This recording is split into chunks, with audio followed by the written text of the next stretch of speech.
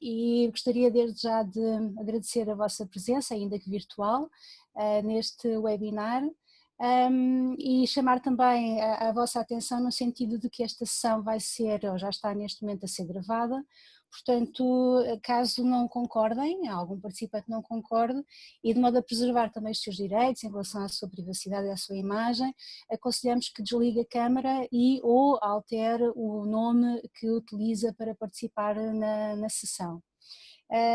Hoje eu gostaria também de agradecer não só a disponibilidade dos oradores e da oradora que deve estar a chegar, como também da iniciativa que o IPS em bom momento levou ao terreno e implementou em relação a estas sessões de webinars, e também agradecer o convite ao professor Carlos Mata para poder estar aqui a conversar um pouco nesta manhã, espero que fresca, pelo menos eu estou em Lisboa e portanto está uma manhã agradável para conversarmos, e desde já fazer uma apresentação na nossa sessão de hoje. Nós estamos a falar de um dos objetivos de desenvolvimento sustentável, num total 17, e o de hoje é o relativo à produção e consumo sustentáveis. O objetivo fundamental, só para recordar, é que no fundo sejamos capazes de garantir padrões de consumo e de produção que sejam minimamente sustentáveis. Dentro das áreas de atuação previstas até 2030, há uma lista que é muito ambiciosa e que eu vou passar a enumerar. Estamos a falar de recursos naturais, estamos a falar de desperdício alimentar, aliás, como já devem ter com certeza tomado nota, será a ótica principal ou a perspectiva principal que vamos adotar hoje, mas não só. Produtos químicos e resíduos, envolvimento das empresas, a dicotomia entre países desenvolvidos versus países em desenvolvimento, as compras públicas e a geração de resíduos, a consciencialização e os estilos de vida, a tentativa de monitorização dos impactos, em que o objetivo é tender para uma ótica de turismo sustentável e, finalmente, e não menos importante, a questão da racionalização dos subsídios ineficientes para a exploração de combustíveis fósseis. Portanto, hoje a ótica está muito mais direcionada para uma determinada perspectiva, por isso contamos com, ou esperamos ir a contar, não sei se nós já temos aqui a Natália. Ainda não, pronto, vamos aguardar mais um pouco. A Natália da ADREPS, que neste caso é a diretora executiva desta Associação de Desenvolvimento Regional da Península de Setúbal, e neste momento contamos já com o Rui Catalão, da Kitchen Dates, que têm duas apresentações. Eu acho que poderíamos começar desde já por ouvir o Rui, dado que está presente, já temos aqui uma assembleia simpática, em relação à forma como nós nos vamos organizar. Portanto, vamos começar por ouvir os oradores, sensivelmente 20 minutos, e no final termos também pelo menos mais 20 minutos para a colocação de questões. Uma sugestão do ponto de vista da operacionalização da sessão passa por utilizarmos o bate-papo para a colocação de comentários ou a tentativa de intervenção, para nós nos organizarmos um bocadinho melhor em relação à ordem da colocação das questões. Em relação depois a esta apresentação, o Rui vai-nos falar sobre um modelo de restaurante que estávamos aqui a comentar antes do início da sessão, que estava na minha lista ou na minha wishlist, que antes do Covid, ou seja, no pré-Covid eu tinha previsto visitar o restaurante, porque já tinha ouvido falar muito dele, e o conceito em si obviamente que me atraiu imediatamente. Eu estou na expectativa de retomar, portanto quando já retomaram, de voltar a incluir na minha wishlist e visitar o restaurante do Rui. Eu passava então a palavra ao Rui Catalão da Kitchen Dates, que nos vai falar sobre o modelo de restaurante mais sustentável do país. Muito obrigado pela introdução, obrigado também pelo convite. Eu, antes de mais, vou partilhar aqui uma pequena apresentação que preparei, só mesmo para ilustrar uma parte daquilo que tenho para vos contar. Confirmem-me só se estão a ver em condições, podem assinar. Pronto. Perfeito. E queria falar-vos então do Kitchen Date. É um projeto meu e da Maria, minha mulher, que eu acho que também está a assistir, na verdade. E este é um projeto já com mais de 3 anos e que na verdade começou com um princípio muito básico, que era juntar pessoas à volta de uma mesa para partilhar uma refeição e com objetivos claros de trocar ideias, experiências, conhecimentos que tivéssemos à volta de temáticas que nos interessassem. Obviamente, como o nosso foco estava muito numa alimentação já mais saudável, mais sustentável, a conversa tendia quase sempre nessa direção. Nós na altura começámos isto na Holanda, num pequeno apartamento que tínhamos lá enquanto vivíamos em Amsterdão, e a certa altura decidimos regressar a Portugal e decidimos obviamente continuar com esta experiência. E ao retomar esta experiência em Portugal, houve uma explosão de interesse que nos fez não só fazer cada vez mais destes eventos em nossa casa, mas começar a pensar cada vez mais em abrir uma nova casa. É assim que nós chamamos, na verdade, ao restaurante. Para todos os efeitos é um restaurante, porque tem de o ser legalmente, mas para nós sempre foi muito mais, e na verdade com as horas que passamos lá é mesmo uma casa. E pronto, e decidimos pensar nele não só de uma forma idêntica ao que seria uma casa, mas também aprofundar ainda mais todas as questões relacionadas com produção e consumo sustentável que nós já abordávamos de alguma forma, ou seja, nós já tínhamos uma preocupação muito grande em consumir sobretudo local, em evitar desperdício, em conhecer de perto os produtores com quem trabalhávamos, em privilegiar sempre alimentos de origem biológica, sem produtos químicos de síntese, mas aqui decidimos definir regras ou princípios ainda mais claros.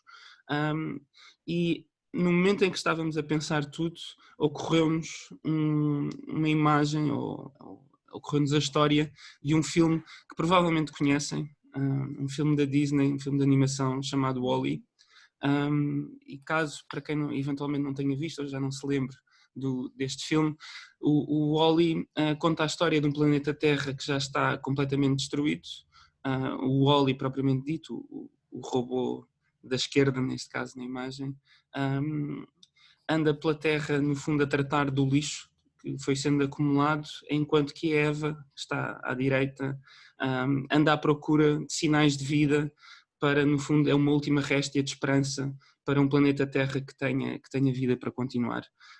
E esta imagem inspirou-nos um bocado, e eu já vou voltar a ela daqui a pouco, mas nós, ao definir todos estes princípios, chegámos claramente a uma resposta, ou seja, para nós não era suficiente fazer aquilo que estávamos a fazer, queríamos avançar para algo mais ambicioso, algo mais profundo, porque íamos vendo que o lixo que nós humanidade, inventámos, que é uma coisa que sem nós não existia, era uma situação cada vez mais gritante e os números não enganam. No caso português, falamos de 132 quilos em média de comida desperdiçada por pessoa todos os anos, e aqui falamos simplesmente de comida que é desperdiçada, não estamos ainda sequer a falar de embalagens, não estamos a falar de outro tipo de desperdícios que acontecem ao longo de toda a cadeia de produção e consumo.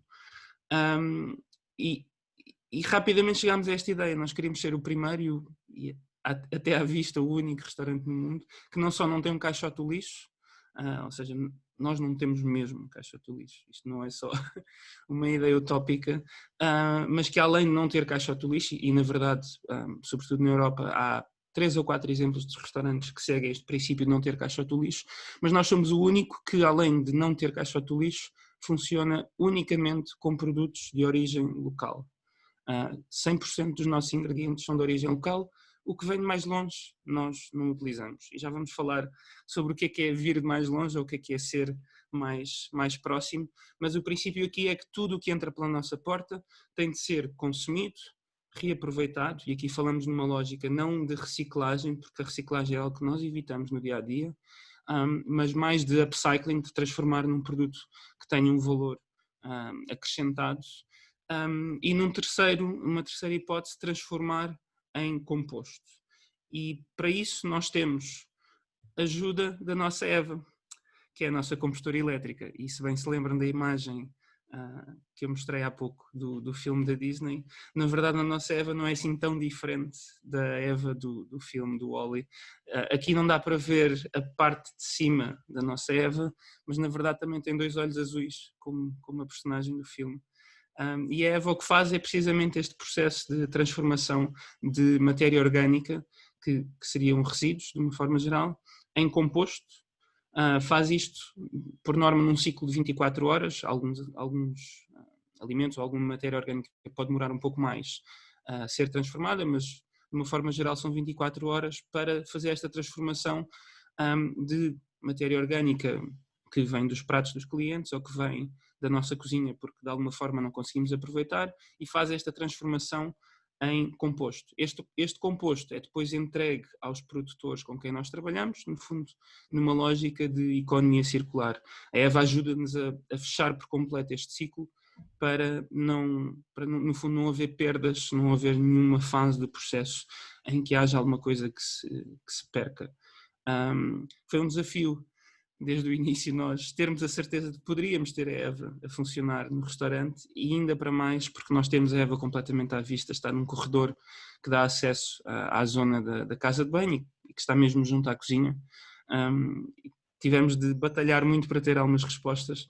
Só a título de curiosidade, mais de um ano, foi a semana passada, mais de um ano depois de nós termos perguntado à ASAI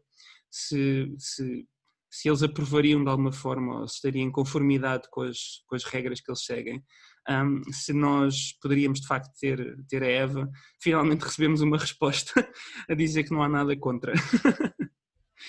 Ficámos satisfeitos, já tínhamos a certeza quanto a isso, mas pronto, foi curioso chegar finalmente a essa resposta.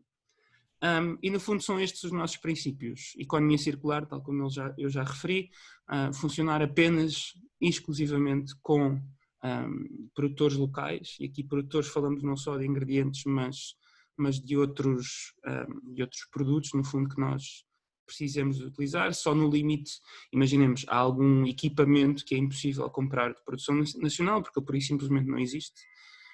Seguimos, obviamente, os princípios de sazonalidade, e por isso os nossos menus estão em constante mutação e mudam, inclusive, às vezes dentro da mesma semana chegam a mudar, ou de semana para semana pelo menos, há sempre algumas mudanças a acontecer, porque as hortas dos nossos produtores não dão a mesma coisa 2 semanas seguidas.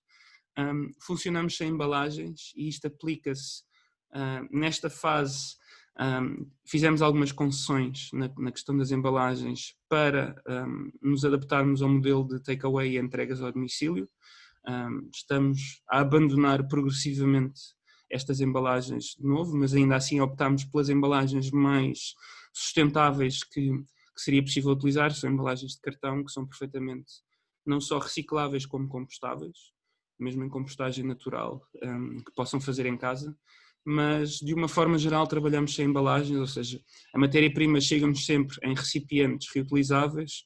Posso dar-vos o exemplo, por exemplo, da amêndoa, que nos chega em sacas de ráfia. O azeite chega-nos numa cuba de inox que é nossa, fomos nós que compramos, que o produtor enche e depois faz chegar até nós. Os frescos chegam em caixas dos produtores, como já é prática comum em quase todo o lado.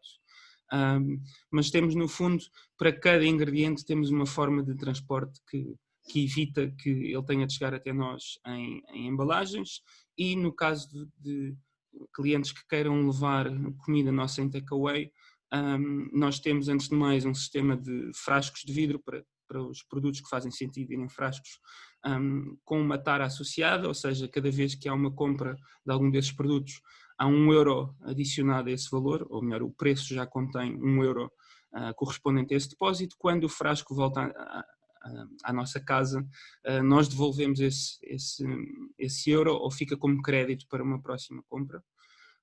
Depois, obviamente, trabalhamos com produtores que seguem os princípios da agricultura biológica, porque está mais do que provado que é a forma mais sustentável de produzir, e como tal assumimos esse compromisso de trabalhar com quem segue estes princípios. Não trabalhamos exclusivamente com produtores que tenham o selo, que tenham a certificação, porque sabemos de muitos casos em que a certificação não vale de nada, na verdade, ou que vale muito pouco, porque um método de produção, ainda que corresponda a todos os limites que existem na aplicação de químicos que não sejam de síntese, ultrapassa muito daquilo que seria razoável, ou por outro lado há produtores que pura e simplesmente não têm certificação, mas nos quais nós podemos confiar, e nós para isso visitamos, eu diria, 95% dos nossos produtores, e isto para alguns restaurantes 95% não quer dizer grande coisa porque trabalham com poucos.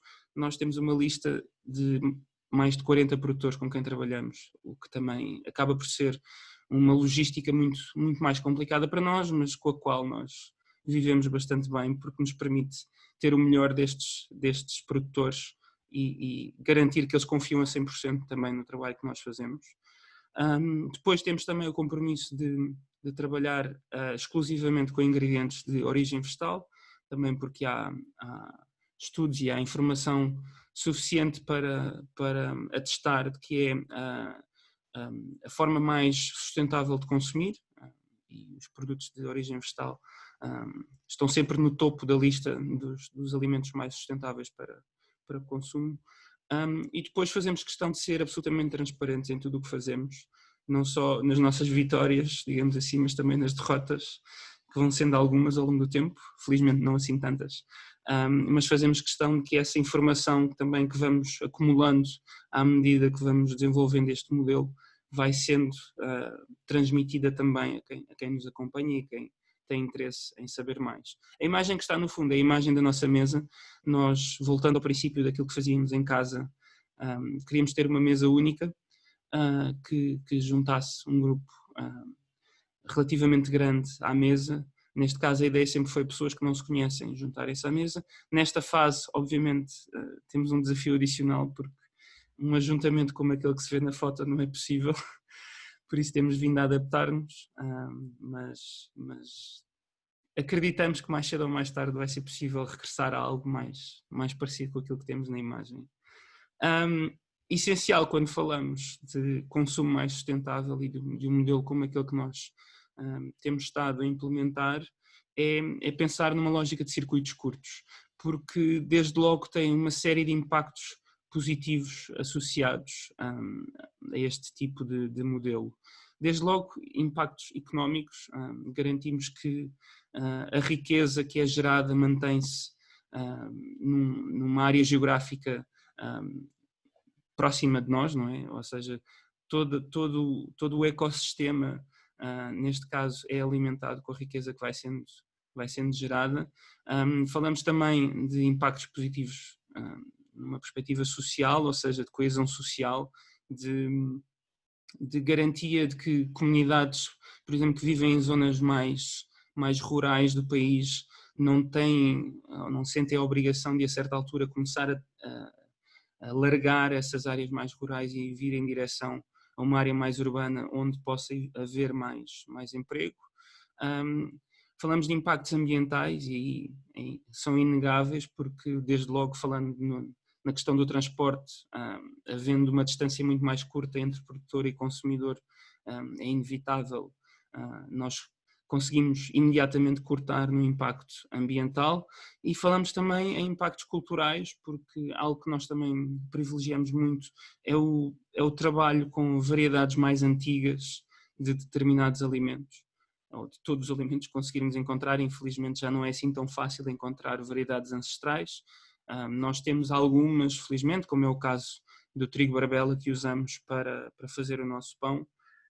E aqui aproveito também para explicar um pouco mais do que é o nosso trabalho no dia-a-dia, porque nós, na verdade, nós fazemos mesmo tudo de raiz. Há duas exceções, uma delas eu já referi sem falar nisso, que é o azeite, a outra é o vinho. São os únicos dois produtos que nós não trabalhamos ou que não criamos de raiz, por razões óbvias, porque requerem não só espaço para a sua produção, mas requerem também um conhecimento que nós, pelo menos por enquanto, não temos, mas tudo o resto é desenvolvido por nós de raiz, ou seja, os adoçantes são desenvolvidos por nós, o vinagre é feito por nós de raiz.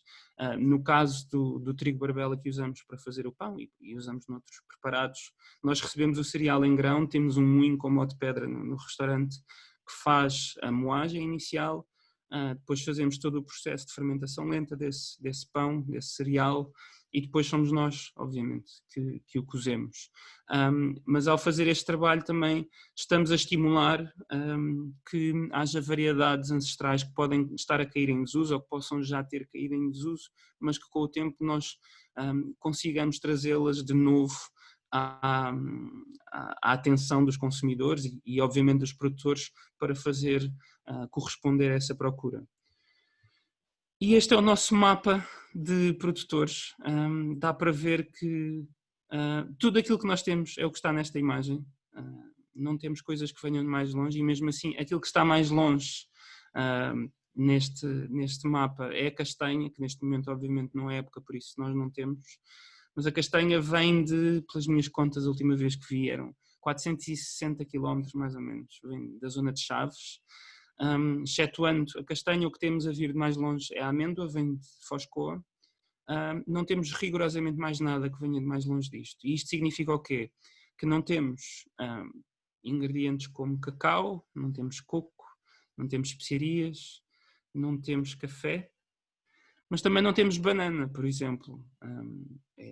A reação imediata de algumas pessoas será dizer que há banana na Madeira, há banana nos Açores, até há café nos Açores, obviamente, mas não ficam exatamente aqui ao lado, estamos a falar de uma distância significativa para o continente, e neste caso para Lisboa, em Telheiras, que é onde nós estamos, e por essa razão e porque o transporte dessa matéria-prima tem um impacto muito grande, nós optámos por não trabalhar com esses ingredientes.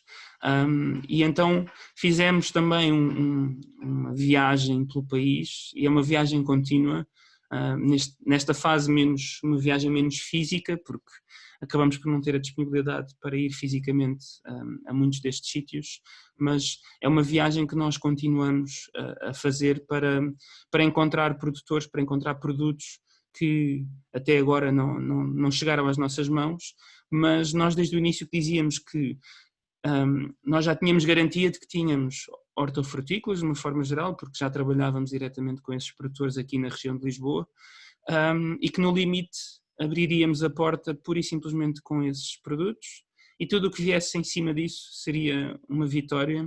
E olhando para o mapa posso dizer que tivemos muitas vitórias ao longo deste percurso, e isto serve também para nós cumprirmos aquela que para nós é na verdade a nossa principal missão, que é de funcionar como uma montra daquilo que é produzido em Portugal, uma montra também, ou um espelho para as pessoas olharem e verem de que forma é que consomem e o que consomem se está refletido ou não naquilo que nós fazemos, e isso pode ser um bom indicador de se a forma como consomem está ou não alinhada com um consumo mais sustentável.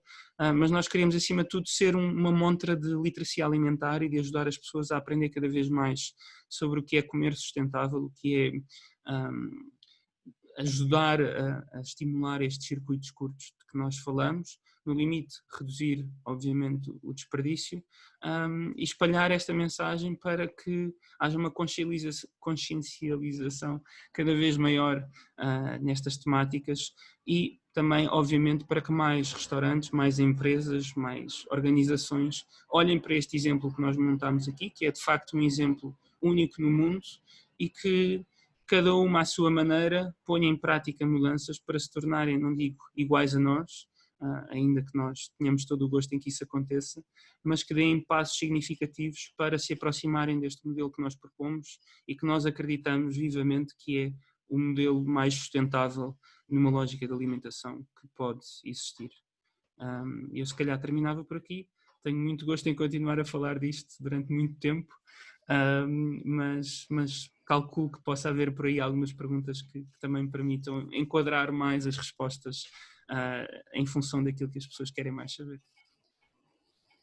Muito obrigada, Rui. Entretanto, já temos algumas questões no bate-papo. Eu recordo apenas aqueles que chegaram um pouco mais tarde a esta sessão, de que no final das duas intervenções, dado que a segunda oradora, entretanto, já se juntou a nós, vamos ter pelo menos uns 20 minutos para a colocação de questões, e se quiserem, entretanto, ir colocando os vossos nomes no bate-papo, teremos todo o gosto depois em fazer essa gestão da conversa que vamos ter a seguir, porque há sempre muito mais a dizer sobre estes temas, e principalmente quando estamos apaixonados e defendemos os nossos princípios no dia-a-dia, no nosso trabalho, na nossa vida, como o Rui e a Maria defendem.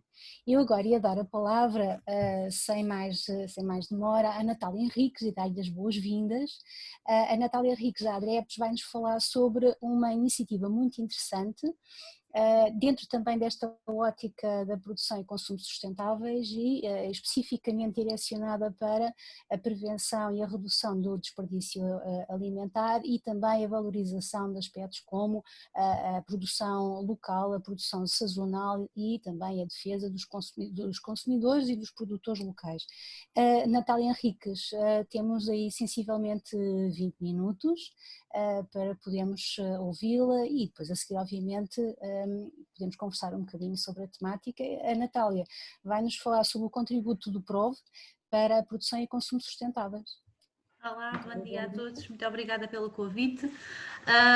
Sem mais demoras, vou então fazer a minha apresentação. Deixem-me ver se eu consigo partilhar a minha tela. Tenho autorização para o fazer, só cá em baixo, certo? Com certeza. Ora, cá estou eu.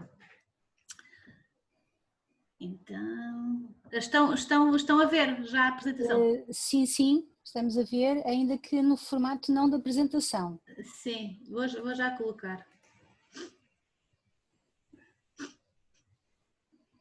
Que bom.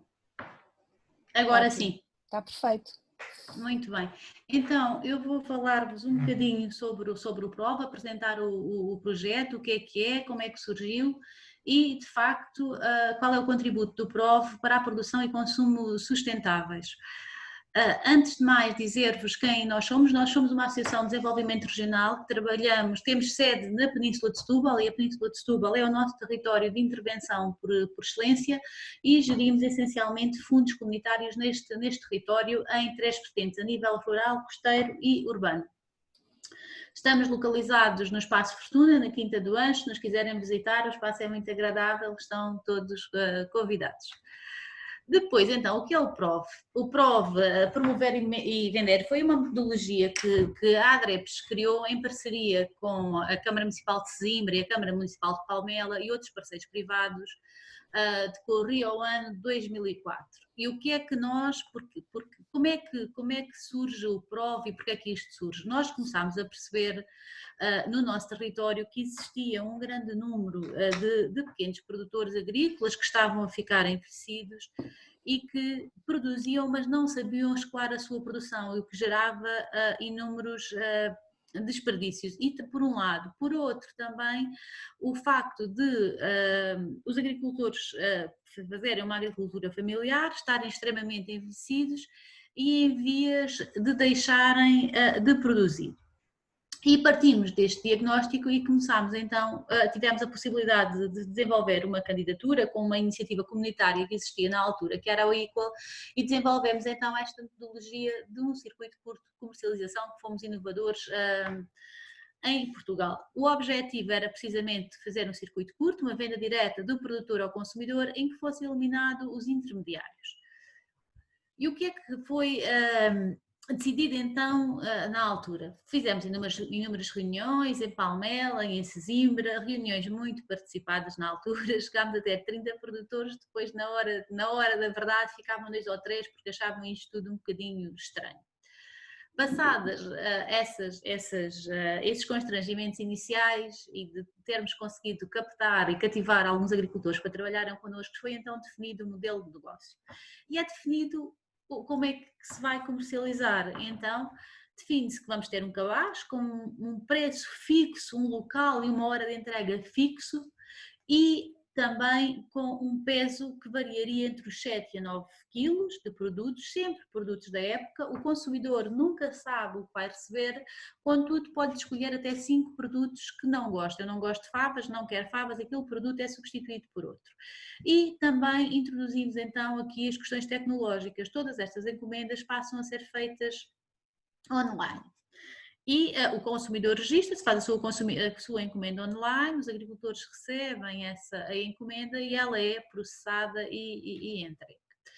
E então, isto entre 2004 e 2006 preparámos todo o processo, em 2006 iniciamos o processo de comercialização, como vos disse, em Palmela e em Sesimbra, com a constituição de 2 núcleos. Dos 30 produtores ou 40 que tiveram nas reuniões, sobraram 5. E bons, que alguns ainda duram até hoje.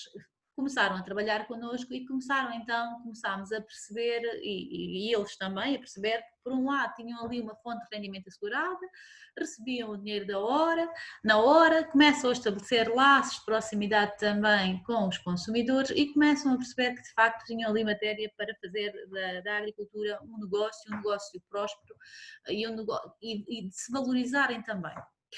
Entretanto, nós começamos a ter muito interesse a nível nacional por parte dos colegas ADLs como nós também, que ganham um desenvolvimento, que trabalham o desenvolvimento dos seus territórios, e entre 2007 e 2014 tivemos a oportunidade de desenvolver mais um projeto de cooperação em que nos permitiu disseminar esta metodologia por o país inteiro. Criámos uma rede de parceiros, fazíamos as comunicações sempre via net e as redes sociais, desenvolvemos uma ferramenta que é o GPROF, que é a ferramenta que permite então a gestão da produção, onde os consumidores se registram e fazem as suas encomendas, e também este GPROF tem integrado um módulo de faturação que permite também fazer as faturas dos clientes.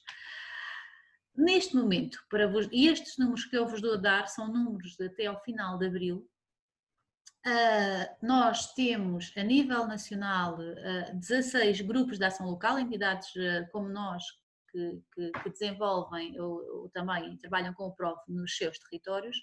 Temos 101 núcleos de produtores, temos 142 locais de entrega, 98 explorações agrícolas associadas e neste momento, em tempos de pandemia, semanalmente são entregues 8.345 cabazes e comercializadas 43 toneladas de produtos agrícolas.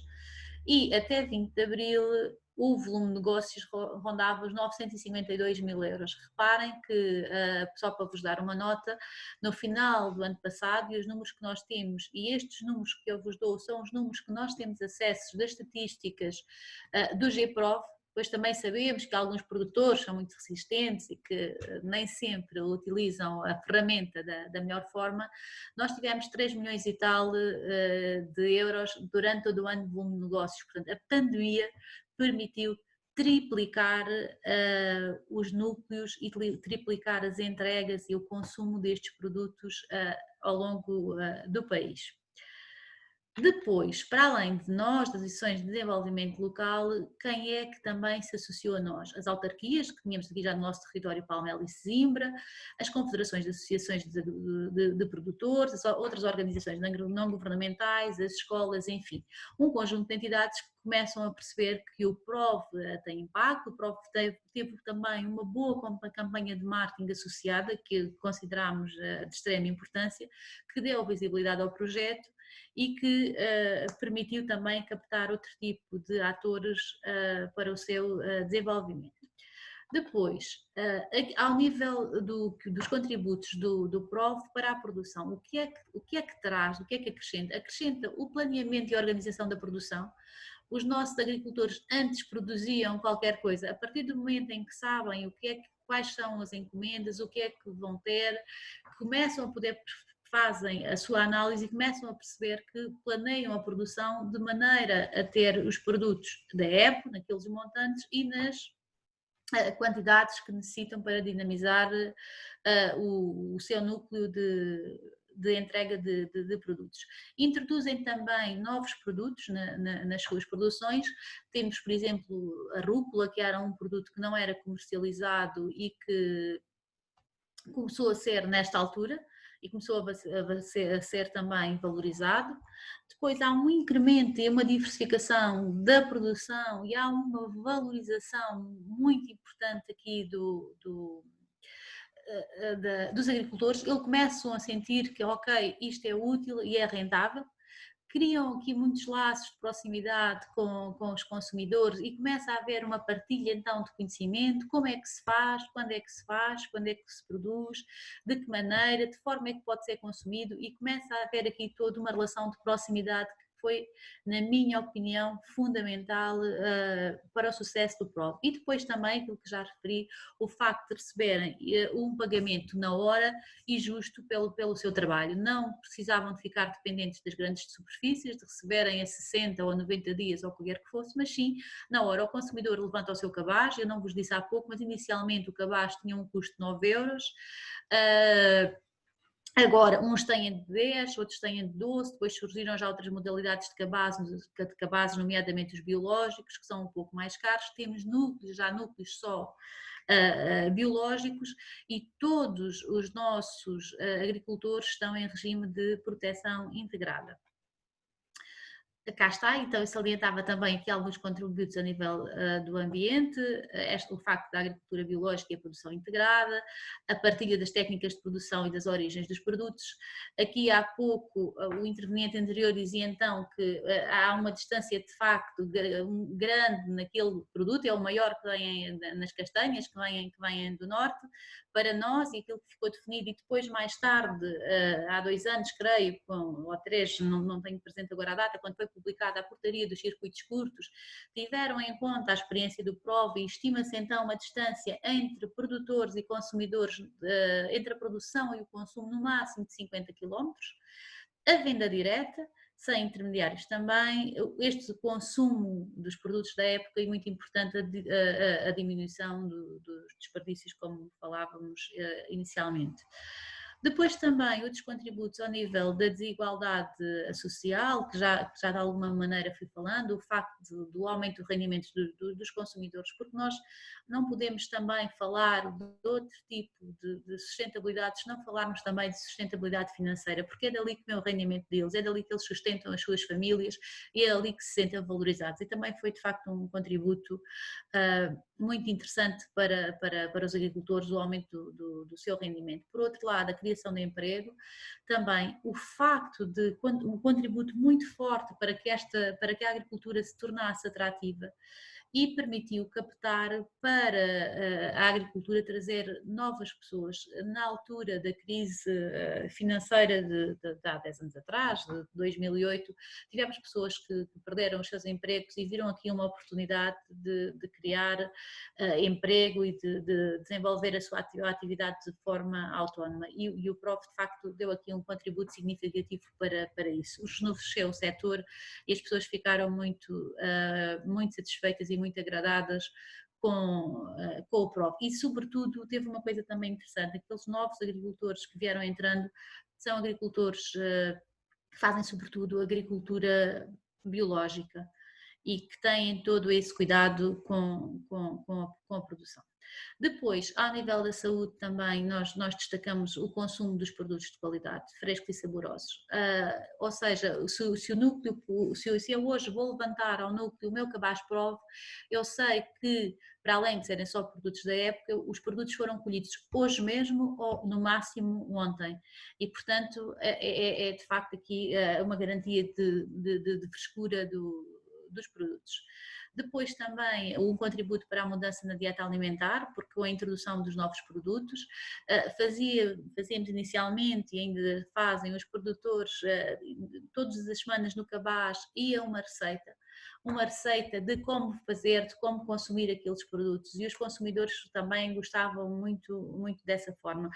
Depois faziam pequenas partilhas, imaginem, às vezes um dia um dos agricultores dizia: olha, hoje trago um bolo de beterraba, vou partilhar o meu bolo de beterraba, e as pessoas foram também sendo habituadas a novos sabores e a consumir aqueles produtos de uma outra maneira. E depois aquilo que eu já referi inúmeras vezes, que é de facto esta confiança entre produtores e consumidores, que é fundamental para nós no PROV.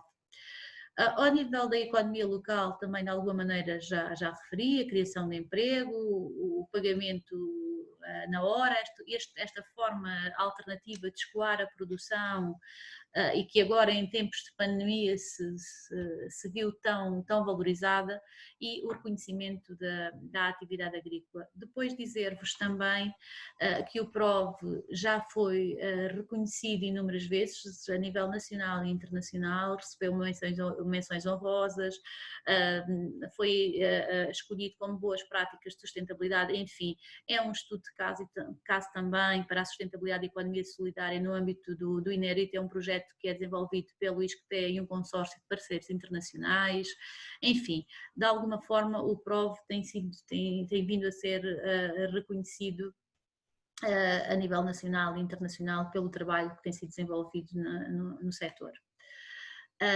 Depois era só mostrar-vos aqui também o site do PROV, dizer-vos que neste momento nós estamos a desenvolver mais projetos, porque o site precisa de ser atualizado, isto tem 10 anos, o PROV é de facto uma iniciativa muito sustentável para os agricultores.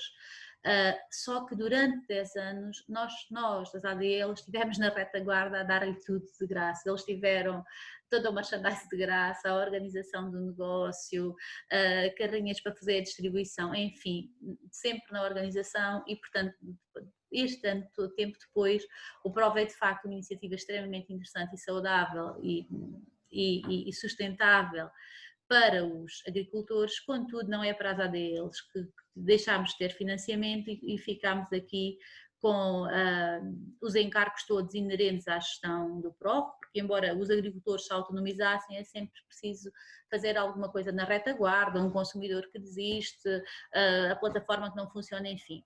Neste momento estamos a desenvolver vários projetos, estamos em fase de candidatura, um deles está em fase de candidatura até ao final do mês, em que vamos desenvolver novamente um novo site, uma nova apresentação também ao nível de todos os produtos, nossos produtos de promoção, de marketing, e estamos também a desenvolver um outro projeto a nível nacional, também em parceria com o ISA, para a certificação dos circuitos curtos em Portugal, e portanto pensamos que quer um projeto, quer outro, vai alavancar aqui novos olhares e novas formas que vêm acrescentar valor ao PROV.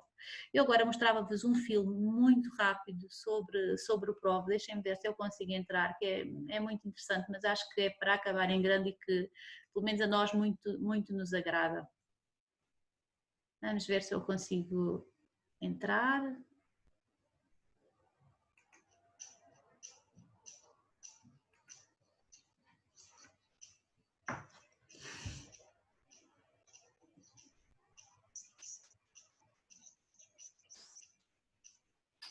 Natália, talvez necessite sair do compartilhamento porque nós não estamos a ver o vídeo.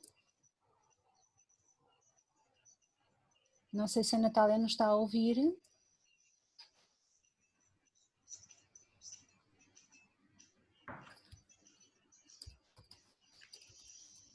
Natália? Creio que deixou de nos ouvir.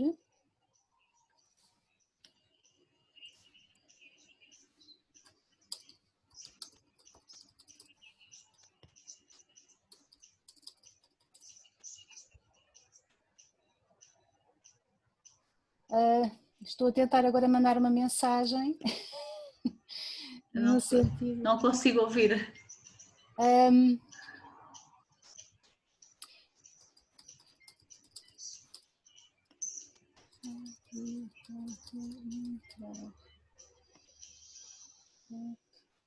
Ora, eu estou aqui a tentar dar a indicação no sentido da Natália sair e voltar a entrar aqui na nossa sessão, porque me parece que é o único truque que eu conheço que realmente funciona nestas situações.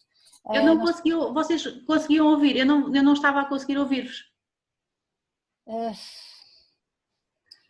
Eu não estava a conseguir ouvir-vos, não sei se ouviam o vídeo. Estão-me a ouvir? Não.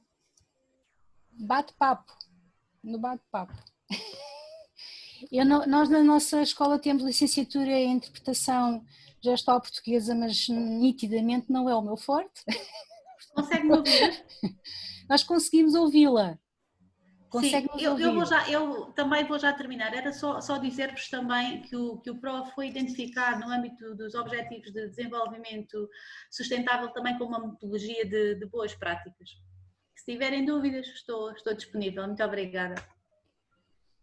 Obrigada, Natália. A Natália está a ouvir-nos agora. Sim, eu não vos ouvia, foi durante o vídeo, isso é que eu não consegui ouvir-vos. Era só alertar, eu tinha mandado uma mensagem para o bate-papo, mas é difícil gerir tudo em simultâneo, que nós não estávamos a conseguir ver ou ouvir o vídeo, portanto ia dar uma sugestão, que era se possível partilhar o link do vídeo no bate-papo, e assim nós conseguíamos visualizar. Compartilho já de seguida, sim. Obrigada.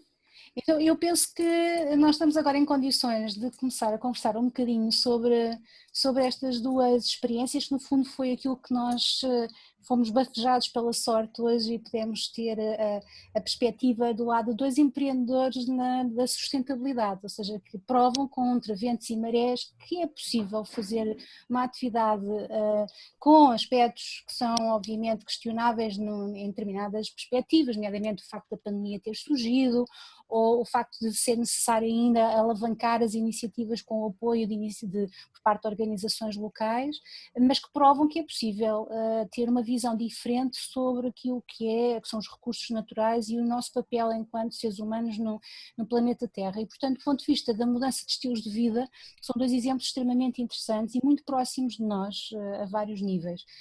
Penso que estaríamos já em condições de começar aqui a nossa conversa. Eu estive aqui a deitar uma vista de olhos no nosso bate-papo, já temos aqui várias questões colocadas, nomeadamente da Joana, não sei se a Joana está, se ela quer colocar a questão, se prefere que eu a coloque. A Joana Simões. A Joana Simões pergunta qual o perfil, portanto agradece a apresentação, qual o perfil dos clientes, penso que a questão será para o Rui, qual o perfil dos clientes que frequentam o restaurante e entre parênteses privilegiam mais o conceito de restaurante desperdício zero ou se dão mais valor às cadeias curtas, consumo local ou produção biológica? Esta é a nossa primeira questão, se calhar ia já colocá-la ao Rui. Sim, nós temos um perfil tipicamente de alguém na casa entre os 20 e qualquer coisa, 25 e os 40, são sobretudo mulheres, vêm muitos homens, mas na maior parte dos casos vêm arrastados pelas mulheres. E são sobretudo pessoas que têm já uma atenção especial àquilo que comem pelas mais variadas razões. Pode ser por uma questão de saúde, pode ser por uma questão de sustentabilidade, de consumo local, pode ser pela questão do desperdício, ou seja, há ganchos diferentes que fazem com que as pessoas cheguem até nós, mas regra geral são pessoas que já têm uma atenção àquilo que comem. Depois há também pessoas que pura e simplesmente andam constantemente à procura de novas experiências gastronómicas e que como tal também acabam por ter interesse em nos visitar.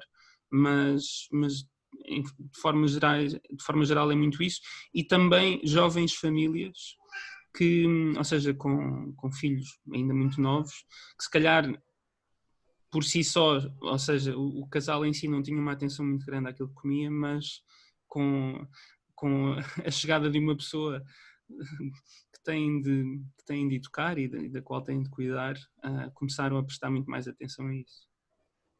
Eu posso inclusivamente atestar que essa foi uma circunstância que me alertou para a importância dos alimentos que nós consumimos e todo o estilo de vida quando o nascimento do meu primeiro filho, portanto pois. Há aqui uma prova de que o Rui está certíssimo. Ora bem, aqui temos uma pergunta colocada também no bate-papo do Fábio, que pergunta, portanto agradece a apresentação e o trabalho e pergunta se sensibilizam, eu imagino que seja para ambos, se sensibilizam os clientes sobre esta temática. Será para o Rui, mas eu penso que a Natália poderia ser também ter uma intervenção de importância. E se perguntam se, para além de sensibilizarem, como é que fazem essa sensibilização? Sim, no nosso caso, nós no fundo, temos um contacto constante com os nossos clientes, com a nossa comunidade, a quem nos visita. Normalmente a pessoa que trata do atendimento, digamos assim, é a Maria, e a Maria faz sempre questão de explicar vários aspectos do nosso trabalho que sejam relevantes. Uma coisa que eu não mostrei, por acaso podia ter mostrado, são os nossos guardanapos. Nós fizemos um estudo aprofundado para tentar perceber a partir de que ponto é que os guardanapos de tecido reutilizáveis seriam mais sustentáveis do que um guardanapo de papel reciclado, porque se pensarem que na restauração a maior parte dos guardanapos são usados durante 1 hora e meia, 2 horas no máximo, e depois se forem guardanapos de tecido, normalmente são aqueles grandes que pomos ao colo, e nós se calhar chegamos ao fim de uma refeição e usamos 10% da superfície total do guardanapo. Então fizemos contas para perceber até a partir de que ponto, ou o que é que faria com que um guardanapo de tecido fosse mais sustentável do que um guardanapo de papel reciclado. E chegámos à conclusão de que isso aconteceria se o guardanapo tivesse no máximo 3 gramas e se fosse utilizado pelo menos 100 vezes. E foi assim que chegámos aos nossos guardanapos, que na verdade têm 7 centímetros de lado, são bastante pequenos, mas achamos nós grandes o suficiente para usar durante uma refeição. Obviamente que quem precisar de mais um guardanapo, nós temos todo o gosto em dar mais um, mas são guardanapos que não só foram reaproveitamento de desperdício têxtil, como por outro lado são guardanapos que têm um peso bastante baixo e podemos lavar inúmeras vezes, e isso faz com que de facto sejam mais sustentáveis. Nós tentamos passar sempre essa informação. Falamos também muito sobre os produtos locais, sobre o trabalho que fazemos diretamente com os nossos produtores, sobre o facto de fazermos tudo de raiz e que isso acaba por representar grande parte do volume de trabalho que nós temos, o facto de fazermos mesmo tudo de raiz. E depois vamos fazendo também um trabalho de sensibilização através de workshops, por exemplo. Nesta fase temos estado a fazer uma série de workshops com diferentes temáticas dentro da cozinha que podem ser relevantes para as pessoas aprenderem um pouco mais sobre uma determinada área. Por exemplo, no próximo fim de semana, sábado e domingo, vamos ter um sobre pão artesanal de fermentação lenta. No domingo vamos ter um sobre adoçantes naturais desenvolvidos de raiz, porque no fundo nós também desenvolvemos os nossos próprios adoçantes, não compramos adoçantes já prontos a usar. E depois também, obviamente, através do nosso site, da nossa newsletter, das redes sociais, vamos sempre fazendo esse trabalho de sensibilização, transmitir sempre a informação que conseguirmos para ajudar, não digo educar, porque acho que nós pomos a informação ao dispor das pessoas e as pessoas decidem se querem educar-se ou não em relação a isso, mas temos sempre esse esforço constante para proporcionar mais informação para que as pessoas façam escolhas mais informadas.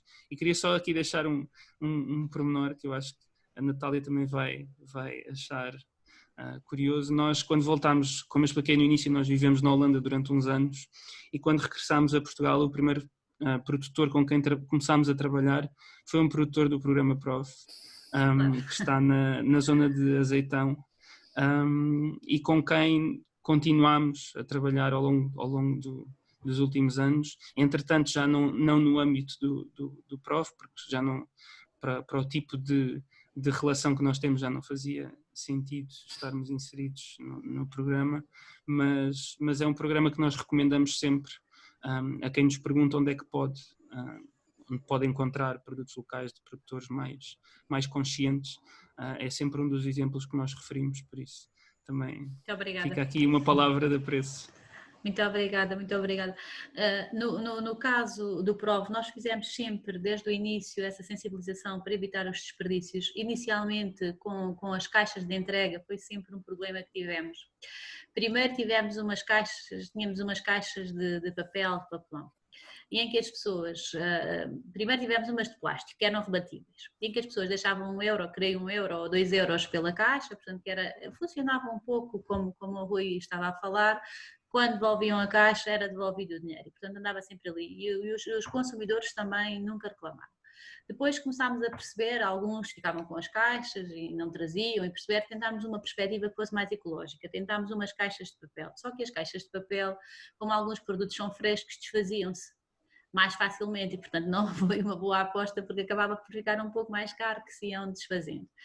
Entretanto, tivemos também sacos. Isto foi sempre enquanto tivemos financiamento para financiar o projeto. De facto, conseguimos testar uma série de coisas. Sacos, as pessoas começaram a levar e a trazer.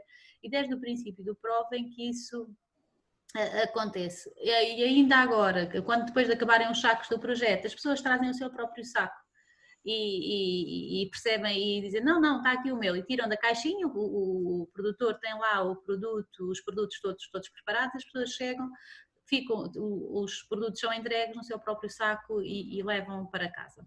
Deixem-me dar-vos duas notas que, embora não estão completamente descontextualizadas, mas que me parecem importantes. Nós tivemos também um outro projeto, e lembrei-me dele pelo aquilo que o Rui também disse, que se chamava Da Quinta para o Prato.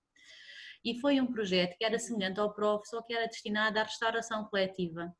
Foi um projeto que na altura ele foi desenvolvido mais ou menos 2010, 2014, por aí nesse quadro comunitário.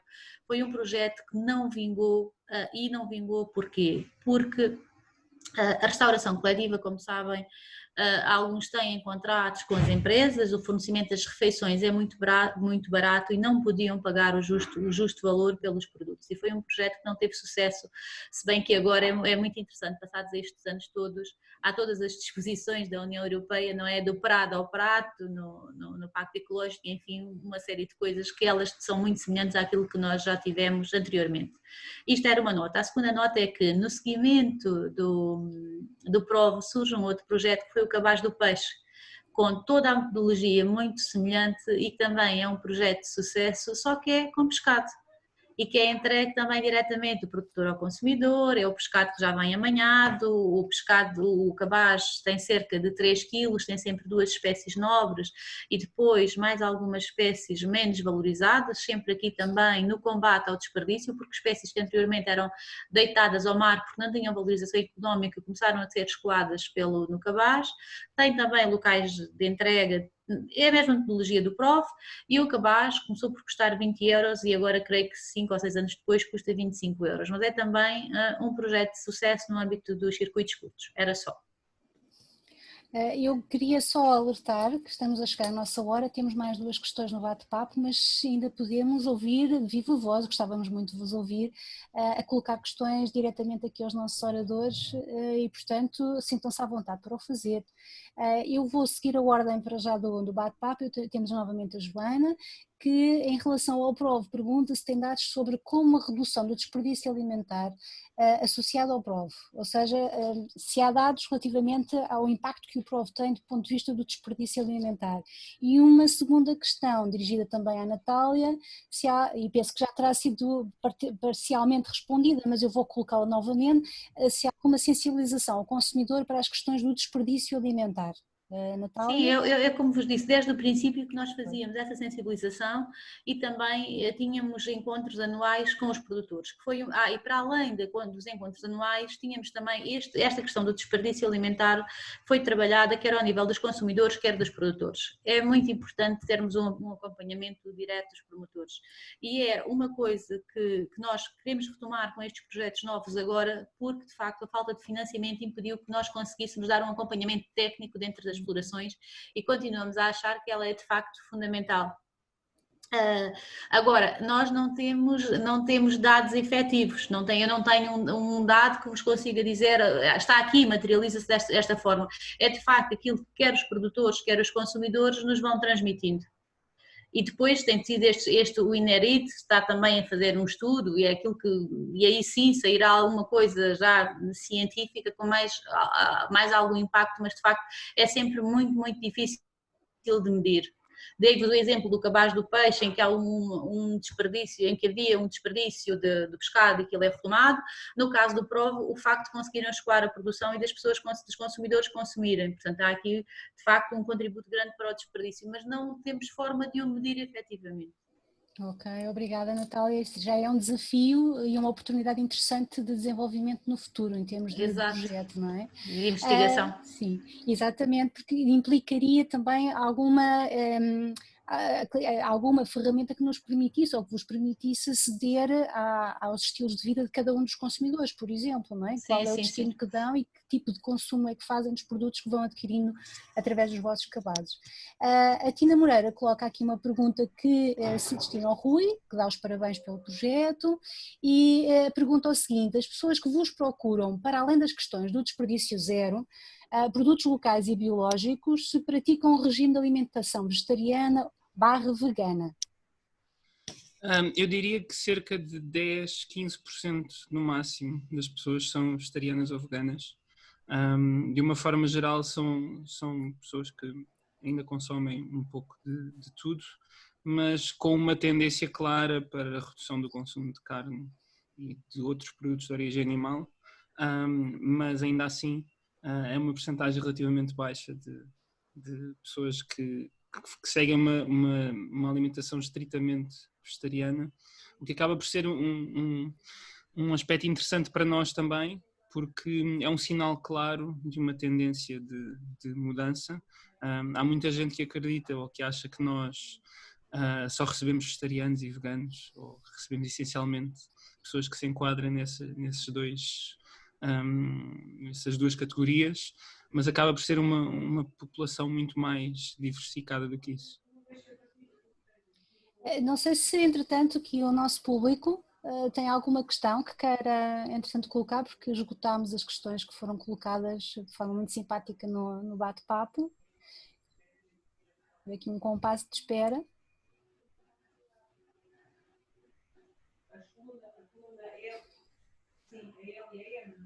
Eu tenho a minha própria questão, eu tenho uma curiosidade que eu não sei se é partilhada por outros colegas, embora eu já desconfie como é que possa ter sido resolvida, que é, e isto dirigido ao Rui, como é que resolveram o problema do café? Excelente pergunta. Então, nós sabíamos que não usando todo café seria um desafio encontrar uma bebida que tivesse pelo menos aquela sensação de aconchego que o café dá no fim de uma refeição, sem ter, obviamente, cafeína. E então andámos a tentar perceber nas alternativas que normalmente são utilizadas ao café, essencialmente aquelas bebidas à base de cereais, normalmente cevada, também se usa chicória, por exemplo. Tentámos perceber se conseguíamos de facto ter algum desses produtos, mas efetivamente não encontramos cevada em Portugal produzida em modo biológico. Aliás, acho que não encontramos cevada, ponto. E também não encontramos chicória, pelo menos em quantidade que nos permitisse fazer alguma coisa. Então, a certa altura, olhámos à nossa volta para a matéria-prima que tínhamos à nossa disposição e olhámos para o centeio e pensámos, ok, vamos experimentar fazer alguma coisa a partir deste centeio. E o que fizemos foi processar aquele centeio todo, ou seja, primeiro é demolhado, depois é cozido, depois é secado, depois torrado, moído, e para fazer a nossa bebida, que hoje em dia nós chamamos o café de centeio, juntamos ainda duas partes de dois alimentos que de uma forma geral não seriam aproveitados. São os pedúnculos dos figos, ou seja, aquela parte que liga o fruto efetivamente à árvore e que nós quando consumimos não costumamos comer porque não é assim uma coisa muito agradável na boca. Nós separamos esse pedúnculo do resto do figo, cada vez que processamos figos, torramos esse pedúnculo e fazemos exatamente o mesmo com os pedúnculos da alfarroba, ou seja, a alfarroba chega-nos ainda em vagem, nós fazemos exatamente esse processo, tanto com o figo como com a alfarroba nós fazemos um xarope. No caso da alfarroba depois ainda a transformamos em farinha e ainda usamos as sementes que estão lá no meio, mas para este efeito concreto usamos os pedúnculos tanto de um como do outro para torrar e no fundo ao torrar e ao triturar juntando à mistura que já, ou fazendo uma mistura com o centeio que já foi moído, conseguimos ter ali aquele toque torrado ao mesmo tempo doce do figo e da alfarroba, e que nos dá uma bebida que, não sendo de todo café, dá-nos pelo menos aquele aconchego no final de uma refeição, e já tivemos uma série de clientes surpreendidos pelo facto de efetivamente cumprir essa função.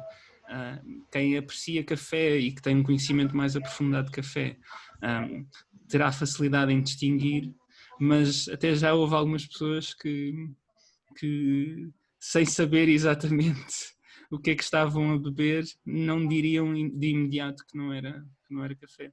Por isso tem sido, nós no fundo vamos tendo estes desafios pela frente e vamos sempre tentando encontrar uma resposta mais fora da caixa, porque muitas das vezes as caixas que temos não servem para responder a estes desafios. Obrigada, Rui. Em relação à Natália, só uma última questão, e neste caso uma questão que eu vou colocar, está direcionada para este boom que a Natália referiu na apresentação em situação de confinamento. Esse boom surgiu porque houve aqui uma aposta por parte da entidade, ou foram as próprias pessoas que, motivadas pelos diferentes constrangimentos, nomeadamente de acesso aos espaços comerciais físicos, sentiram que esta poderia ser uma alternativa. Foram as pessoas. Foram as pessoas. Foram as pessoas. Procuraram. Foram as pessoas, mas reparem que também em paralelo o Governo lança um Programa Nacional da Valorização dos Circuitos Curtos. Okay. E há aqui uma sensibilização também nacional para o consumo de proximidade.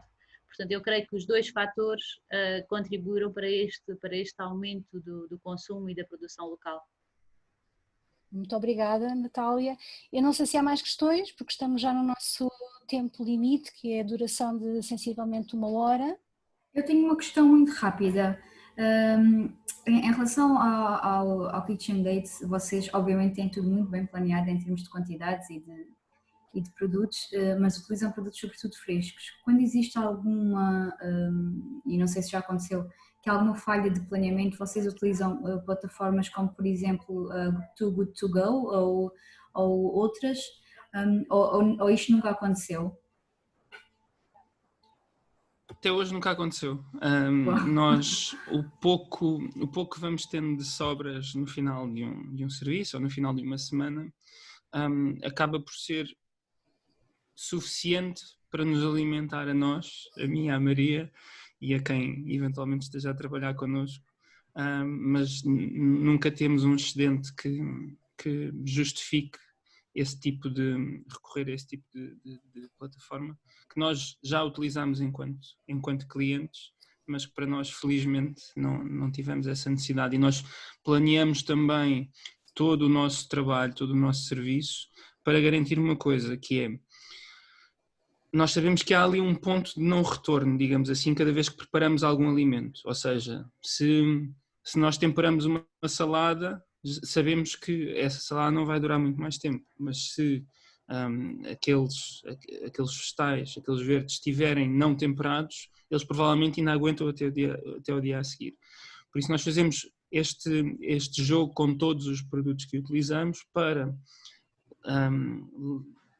adiar ao máximo o chegar a esse ponto de não retorno, porque a partir daí a única forma é: ou nós conseguimos efetivamente que alguém consuma, ou fica para nós, ou eventualmente temos de arranjar alguém que fique com eles.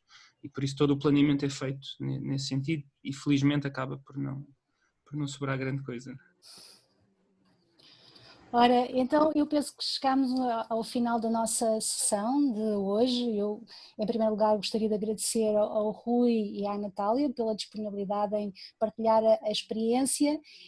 Não deve ser fácil, especialmente em tempos de pandemia, que de todos os projetos funcionem e neste caso com sucesso, e isso espero sinceramente que consigam ultrapassar as dificuldades e que consigam aproveitar estas oportunidades que vão surgir com toda a certeza. Fica prometida a visita ao Kitchen Dates. Em relação à Natália, eu já tenho a minha própria horta, portanto senão seria já obviamente uma cliente vossa com toda a certeza. Desejo os melhores sucessos. Também agradecer a excelente equipa que aqui esteve aqui hoje da manhã, a Beatriz e a Ana, o convite dirigido pelo professor Carlos Mata e a iniciativa do IPS, e obviamente recordar que há outras sessões questões relativas aos objetivos de desenvolvimento sustentável que ainda vão decorrer, portanto estejam atentos ao calendário que está disponível na página do IPS e agradecer imenso a vossa participação na sessão de hoje. Muito obrigada a todos e bom dia. Muito obrigada, bom dia. Só a palavra para que vejam o vídeo do Prof, são 2 minutos, mas eu acho que vale a pena. Sim, eu acabei de o partilhar. Eu ouvi. Sim. Portanto, muito obrigada. Sugiro que copiem o link e coloquem no vosso motor de pesquisa e visualizem e visitem a página do Rui Catalão e da Maria. Está bem? Obrigada. Beijo, obrigada a todos. Bom dia, obrigada. Agora,